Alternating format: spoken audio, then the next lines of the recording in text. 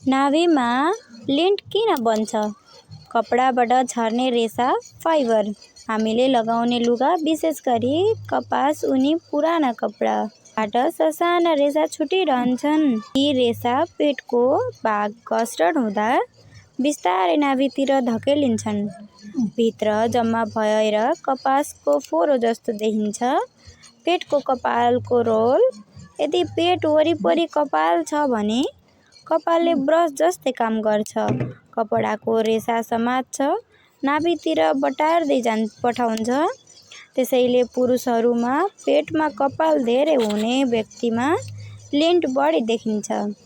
नाभिको आकार भित्र पसेको लाइन नाभि भएमा धुलो प्लस रेसा प्लस पसिना सबै सजिलै भित्र अड्किन्छन्। पसिना र तेल।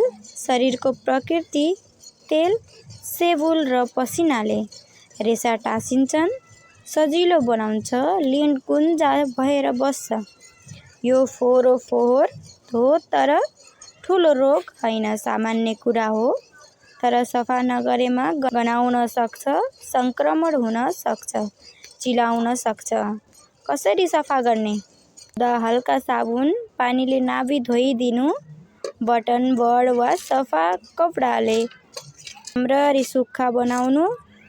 कहिले देखाउने? डाक्टरलाई हामीले कहिले देखाउनु पर्छ यस्तो भएमा?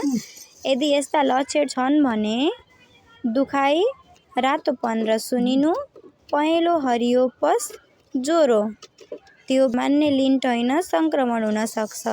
त्यसैले त्यस्तो भएमा हामी डाक्टरकोमा गई तुरुन्त देखाउन पर्छ। यस्तै जानकारीको लागि सब्स्क्राइब गर्न चाहिँ नबिर्सनुहोला।